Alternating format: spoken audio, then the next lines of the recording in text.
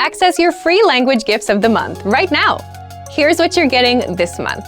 First, the Making a Phone Call cheat sheet. Want to be able to talk on the phone in your target language? Then this conversation cheat sheet will help you do just that. You'll learn all the basic phrases, questions, and answers you'll need when making a call. Second, want to know the learning hacks, motivational tips, and success strategies for learning a language in 2020?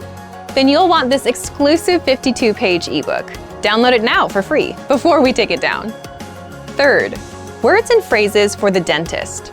Learn how to schedule a checkup, talk about a toothache, and much more with this 1-minute vocab lesson. Fourth, can you talk about your zodiac sign? Then this next 1-minute lesson is for you if you want to learn. You'll learn how to say the 12 signs in your target language. Fifth, the 32 words you'll need for language learning. Noun, verb, adjective, sentence, grammar. Can you say these in your target language? If not, you'll want this quick 1-minute lesson.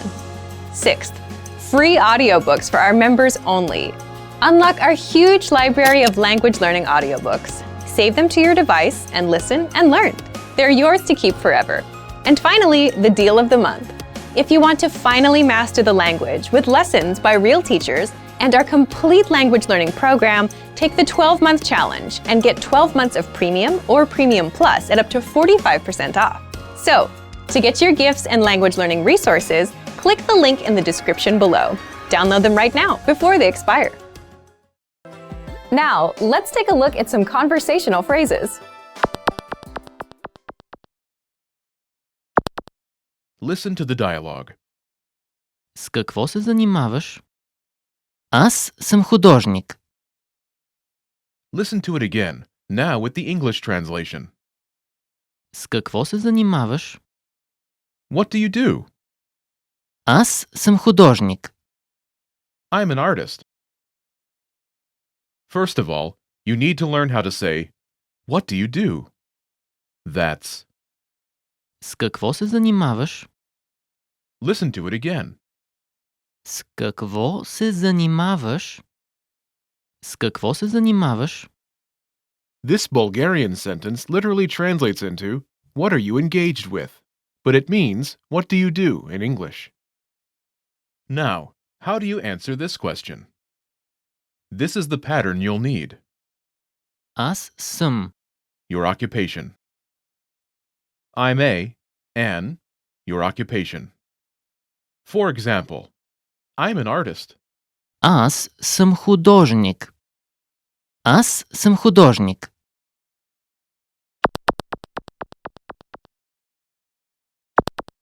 Here are a few more professions you can use with the same pattern. Police officer. Полицай. Полицай. Teacher. Учител. Учител. Учителка. Учителка. Doctor. Лекар. Лекар. Engineer. Инженер. Инженер.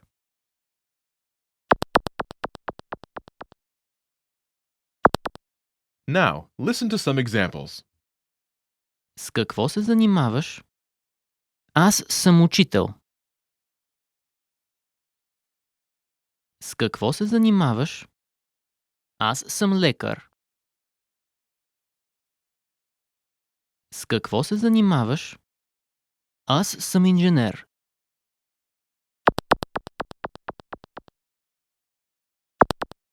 Okay, now it's your turn. Do you remember how to say, what do you do?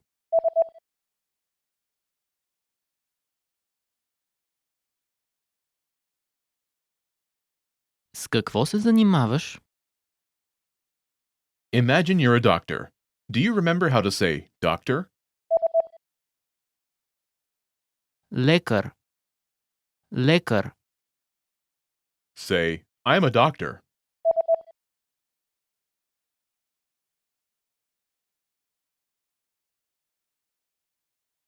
Аз съм лекар. Now answer the question saying that you are a doctor. С какво се занимаваш?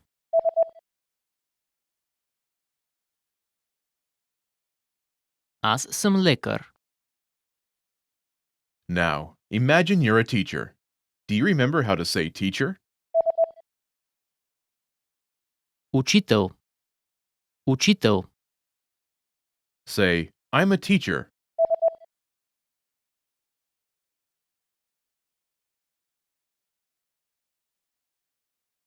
Аз съм учител. Now, answer the question saying that you are a teacher. С какво се занимаваш?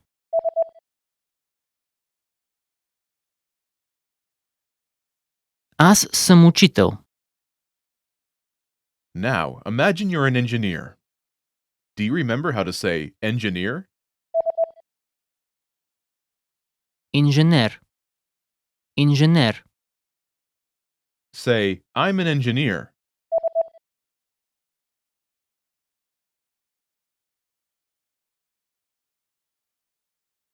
Аз съм инженер. Now, answer the question saying that you are an engineer. С какво се занимаваш?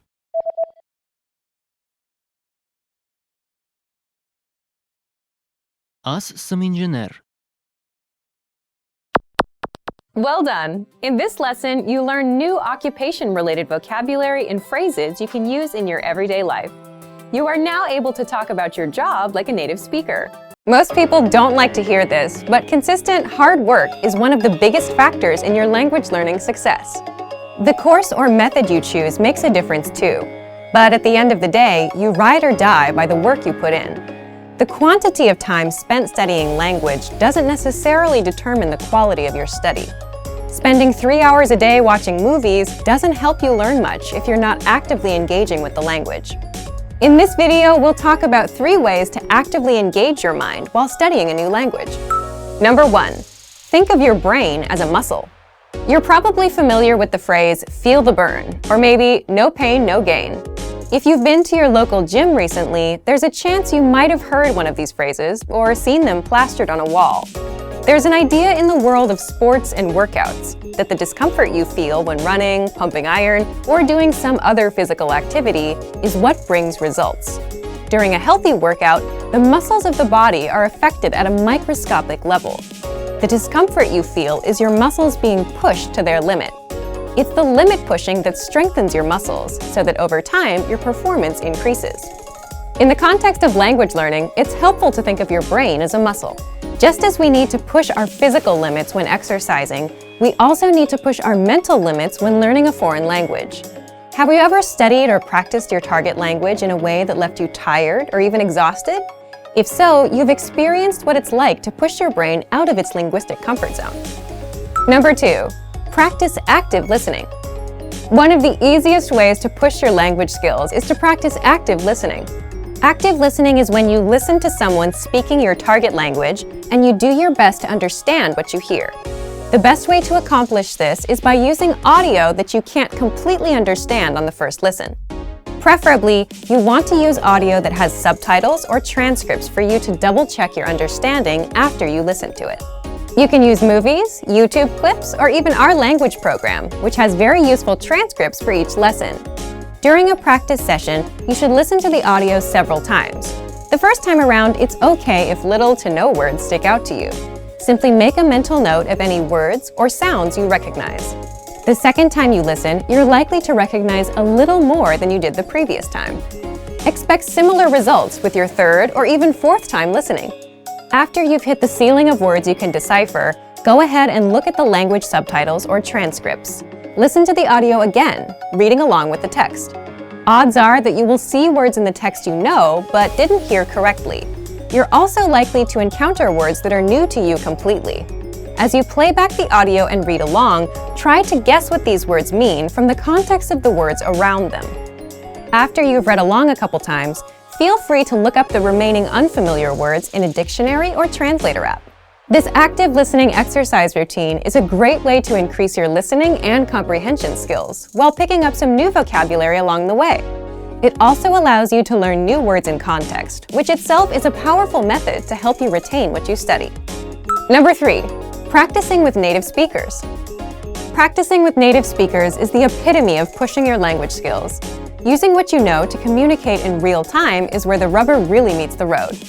Try to connect with a native speaker on a weekly basis. Regularity is what makes the difference when you're learning a foreign language. If you live in a large metropolitan area, then there's a significant chance that there are some local native speakers nearby. Try hitting up a local language exchange or meetup group to make the necessary connections. If you're unable to find a practice partner locally, then you can take your search online. There are a number of sites out there that help you find and connect with other language learners from around the world. There are tons of language learners around the world who have learned or are learning a second language. You're likely to find someone who knows your target language and is looking to improve their own language skills as well. Learning a new language isn't always easy, but it's the discomfort that comes with pushing your ability in the language that produces results in your studies. Don't be afraid to step outside of your comfort zone. The further away you get from your native language, the closer you'll be to attaining fluency. Also remember that language learning is in every way a lot like an adventure. There will be fun times and times when it feels like you're swimming up the proverbial stream. It's by keeping your head up long enough through these ups and downs that you will experience the priceless satisfaction that comes from learning a foreign language. Just keep moving forward. Let's be honest, it's difficult to learn a new language. If you're new to a language, it's going to take consistent and concentrated effort to start using the language fluently. However, this fact shouldn't discourage you. While learning a new language is hard, it's far from impossible. In this video, we'll outline 5 tips you can use to jumpstart your language learning. Follow these pointers to learn your target language in a way that is efficient and effective. Number 1. Limit your native language use when practicing. The idea here is that when you practice with native speakers, you do your best to refrain from using your native language. This is generally harder the less you know, but if you can manage to stick to this rule, you'll reap some huge rewards. If you commit to a no native language practice session, it's not going to be easy. Most likely, there will be some frustrating, if not painstakingly difficult moments where you either have trouble understanding the person you're talking to, or you can't say what you want to say. It's precisely in these moments that your language learning muscles are built up to capacity. The process really isn't all that different from working out in the gym. Just replace the physical burn of lifting weights for the mental burn of thinking in a new language. In the end, if there's no pain, there's no gain. Obviously, this no native language rule doesn't have to be written in stone. There are times when it's more beneficial to break out of the target language box and have something explained to you in your native language. However, this should definitely be the exception rather than the standard. Number 2. Have set times to practice speaking throughout the week. Now that we've discussed a good way to practice speaking, let's delve a bit into when to speak. One of the best commitments you can keep while learning a new language is to set aside specific times to practice speaking the language on a weekly basis. Ideally, these speaking sessions are on set days at specific times and form part of your weekly routine. If you don't make it a point to set aside specific practice times, you run the risk of your language practice falling through the cracks of your busy schedule. I recommend writing down your practice times and hanging it somewhere you can always see it. You could also input the times into your phone and set an alarm. The point is to remind yourself of your commitment every day so that it doesn't fall by the wayside. Number 3, get picky about vocabulary. Whether you practice with a podcast, a friend at a coffee shop, or a teacher, you're going to run into a flood of new and unfamiliar vocabulary. Despite your best efforts, it's unlikely that you'll be able to pin down every new word or phrase you hear and study it later. Thus, you should pick and choose which new words you focus on. The defining quality of each new word you learn should be its practicality. The more useful a word or phrase is to you in a conversation, the more important it is that you learn it. Don't feel like you have to cram the entirety of your target language into 1 week of study. Take it one step at a time. A few practical words here, some more there. Before you know it, you'll see your vocabulary improve. Number 4, write and practice short monologues. This tip can be a lot of fun. Begin by selecting a topic you enjoy discussing. Then, simply write out a short monologue or speech on the subject in your target language. The first thing you'll notice while doing this will likely be the holes in your grammar and vocabulary. But when you try to write out your thoughts in a foreign language, you might inevitably hit roadblocks. You might not be able to think of a word or know how to formulate a specific idea or opinion yet. This can be great because these holes are the exact areas where you should focus your studies. You can bring up these problem areas in your next lesson or browse through your favorite language course or textbook in order to find the answer. The constant process of finding these language holes and filling them is what keeps you moving along the path to fluency. Once you finish your short text, it's a great idea to practice reciting it or even memorizing it. The memorization will help you internalize the new grammar and vocabulary you've learned. Reciting it will get your tongue and mouth used to the sounds. Number 5. Keep an up-to-date list on what you want to learn. Throughout your studies, you should always have a sort of language shopping list. As you practice and study, you will most likely come across things you'd like to be able to say, but don't know how to yet, especially if you follow our previous tip. Write this wish list down. It's one thing to learn the vocabulary you pick up via a course or podcast, both of which are great. It's a bit different when your vocabulary gets personal. Learn the words that matter to you, either because they're practical or because you simply find them interesting. The more relevant the vocabulary, the more likely you are to retain it. Some people might tell you it's impossible to learn a new language for whatever reason, but it's important to remember that the way you study and engage with a language greatly affects how quickly or effectively you learn it. Being able to speak freely with native speakers is an amazing ability in itself, but being able to speak freely to a whole new group of people opens you up to possible new relationships. Most people don't realize that spending the time to build relationships in a foreign language can actually help you improve your language skills dramatically. In this video, we look at how making relationships in a foreign language can help you learn the language faster. The benefits of having friends and partners who speak a foreign language. First, it's motivational. One of the greatest struggles for anyone learning a second language is motivation. 9 times out of 10, learners start out their language learning journey with loads of enthusiasm, only to see it gradually wane over time. Try as they may, it's difficult to maintain the spark they once shared with their new language. So why not borrow energy from a different part of your life? When you make relationships with people in your target language, all the excitement of a new relationship carries directly over into your learning. Suddenly, you have a very rewarding reason to improve your skills and keep practicing. As your partner or your friends get involved, you will also have the advantage of a constant source of support and encouragement. Second, it makes language learning practical. Studying vocabulary and grammar is a vital part of language learning, whether you use a podcast, textbook, app, or find yourself in a classroom.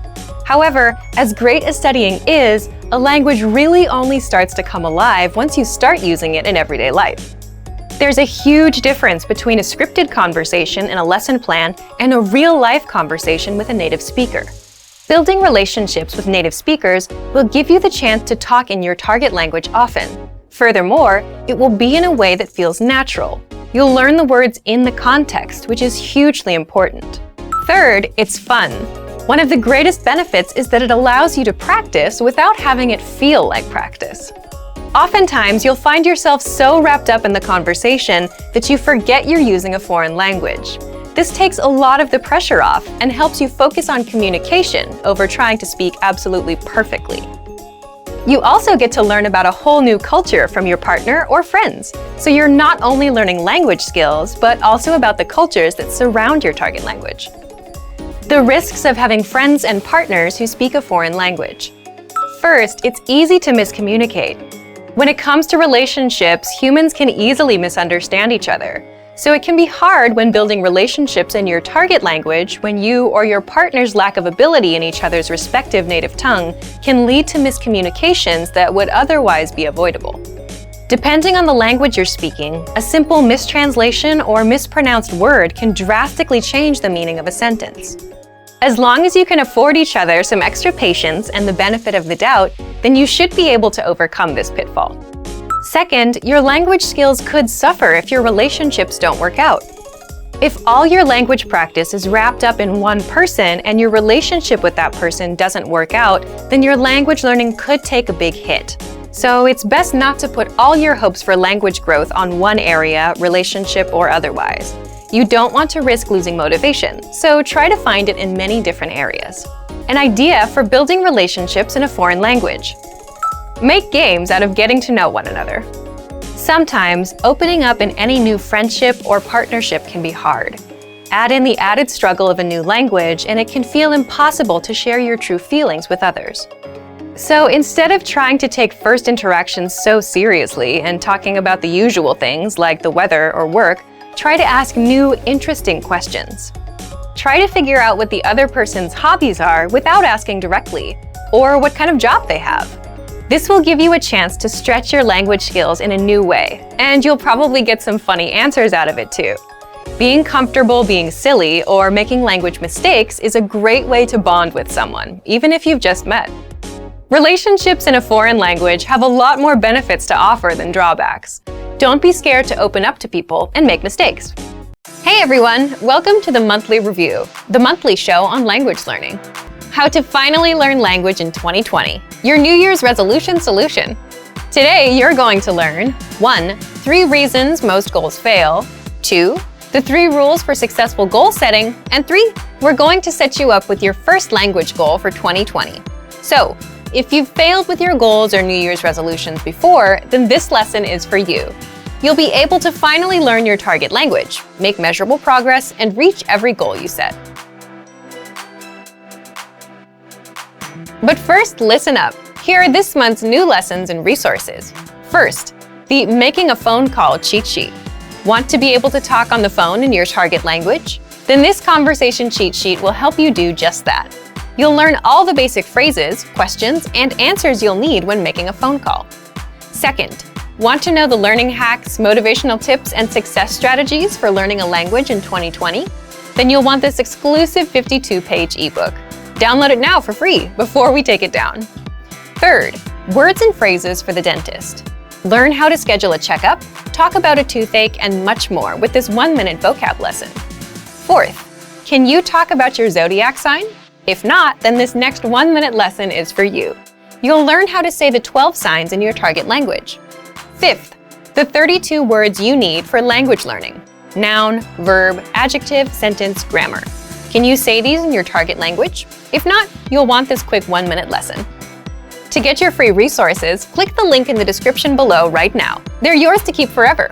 Okay, let's jump into today's topic. How to finally learn language in 2020, your New Year's resolution solution. So, January is over, but let me ask you a question. Have you set a resolution for this year? If you haven't, it's understandable. Most people end up failing with their resolutions. You set one, you try to do it in January, and by February there's no progress. Doing it is no longer fun, or you get sidelined by something else. So you quit and put it off until next year, or whenever the guilt of quitting your goals comes back to haunt you. So, what's the problem with setting resolutions? Why do we keep failing? First of all, regardless of what most people say about New Year's resolutions, setting goals, whether on January 1st or any other time of the year, is a good thing. You have to know where you're going and what you want to achieve. Otherwise, you'll be floating around aimlessly from one language app to another and have nothing to show for your time spent. But the problem lies with the goals that people set. For example, most people set goals like, I want to master Chinese, or I want to lose weight, or I want to be fluent in Japanese. And based on these kinds of goals, here are 3 reasons why 90% of New Year's resolutions fail. First, resolutions fail because they are not specific and not measurable. Take a goal like, I want to master Chinese this year. The problem is that's a very vague goal. What do you mean by master? Do you want to speak about the economy, or do you just want to have everyday conversations? And can you really measure how much progress you need to master the language? The second reason is they are unrealistic. You might think, but isn't it good to set huge goals and aim for the stars? It's not bad, but if you say, I want to be fluent by September, is that realistic for you?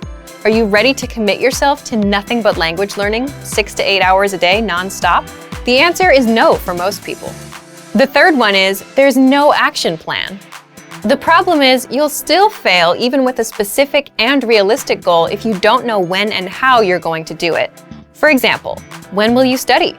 How long will you study every day? And how will you study? So now you know why most people fail with their New Year's resolutions. Then how do we set New Year's resolutions and actually succeed? Here are the 3 rules for successful goal setting. Remember, your goals must be 1. Specific and measurable, 2. Realistic, and 3. They must have an action plan. Yes, the complete opposite of everything you heard earlier. For example, let's say you're learning Italian this year. Instead of saying, "My goal is to learn Italian this year," set a specific, measurable, realistic goal for the month, like speak 3 minutes of conversation by February 28th. And you can also set a yearly goal, like 30 minutes of conversation, and work towards that. The whole point is, 3 minutes is measurable. You set a timer, time yourself, and know when you reach it. It's realistic. Instead of saying, "I want to learn the whole language," you're just aiming for 3 minutes for the month, and maybe 30 minutes for the year. So ask yourself, do I have time to learn enough of the language to speak for 3 minutes? That will vary from learner to learner, but 3 minutes sounds much more realistic than "I want to master a language." Finally, you still need an action plan for your goal. And for that, you need to answer these questions. When will you study? How long will you study every day? Where do you plan to study? How will you study?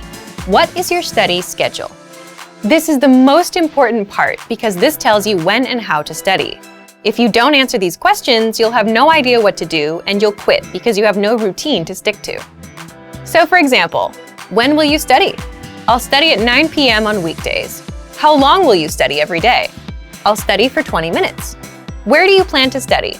I'll study at home, in the living room, on my computer. How will you study? I'll listen to 1 audio lesson a day for 5 days. What is your study schedule? From Monday to Friday with audio lessons. I'll listen to the lesson, then go through the lesson notes for 20 minutes each day. Here are a few more things you can do to improve your chances of success.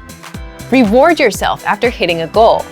Studies have shown that giving yourself a reward after reaching a goal is crucial to creating lasting habits and continuing to conquer more goals.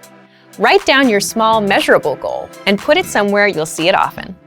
Now that you know why New Year's resolutions fail and you know what to do differently, it's time to set your goal.